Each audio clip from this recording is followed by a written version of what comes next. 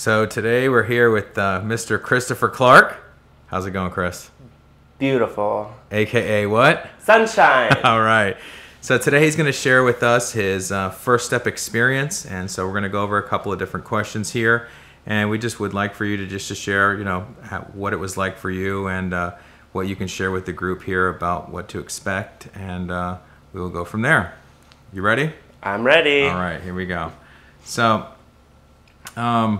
the step says that we admitted that we are powerless over alcohol and that our lives have become unmanageable.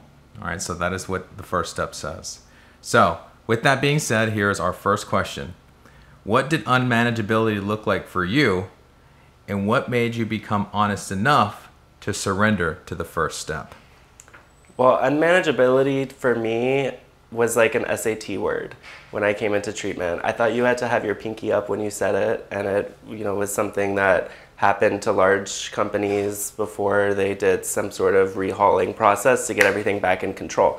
And for me, my life was so beyond unmanageable. I thought my life was broken. I thought it was shattered, and there was no coming back from it. That it looked like me being homeless, living out of a car in Overtown. And I thought that's the way my life was going to end, and I thought there was no getting out of that place. The pain was enough to eventually just stop fighting what everyone told me to do. Broke down that first step for me, and it was pretty obvious that I couldn't do any sort of mind or mood altering substance successfully.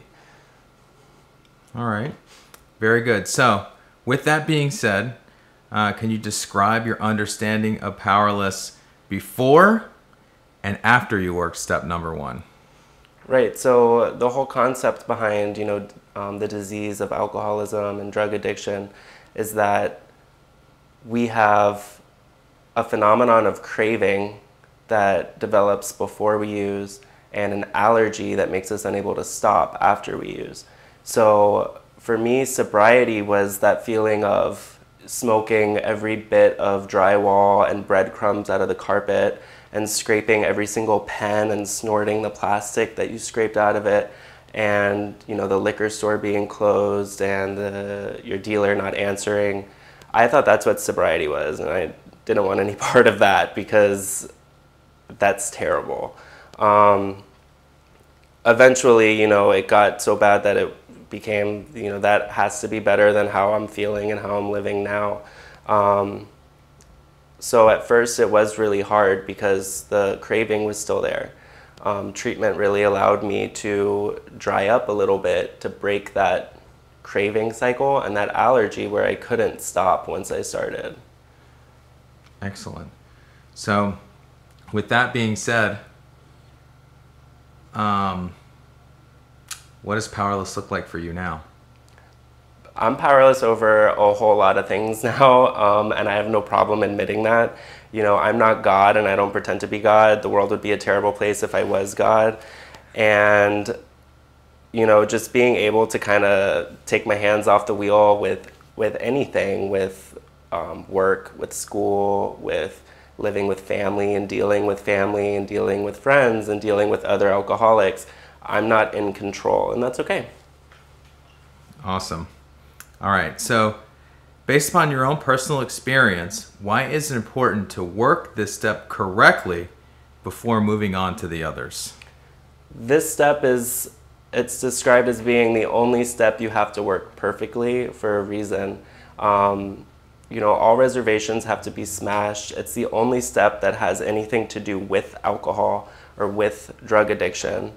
The rest of the steps are all about you, and you're imperfect. Those steps are going to be imperfect, but fully understanding that you cannot do it anymore. And really, the big book says, we learn to conceive to our innermost selves that we were alcoholics, and we know that's the first step because the next sentence says this is the first step in recovery.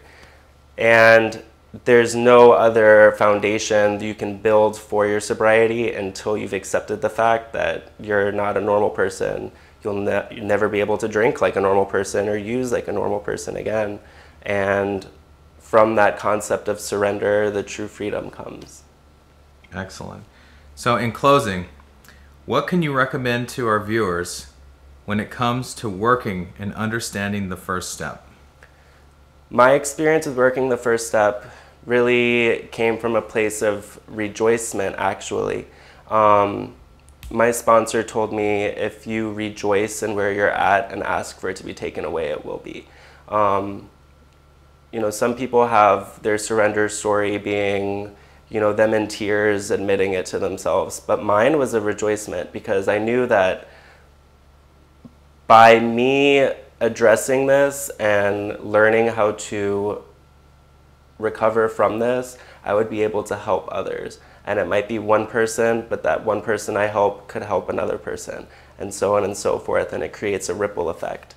And it all starts with me admitting to myself that I can't drink or use drugs successfully. Thank you very much, Sunshine.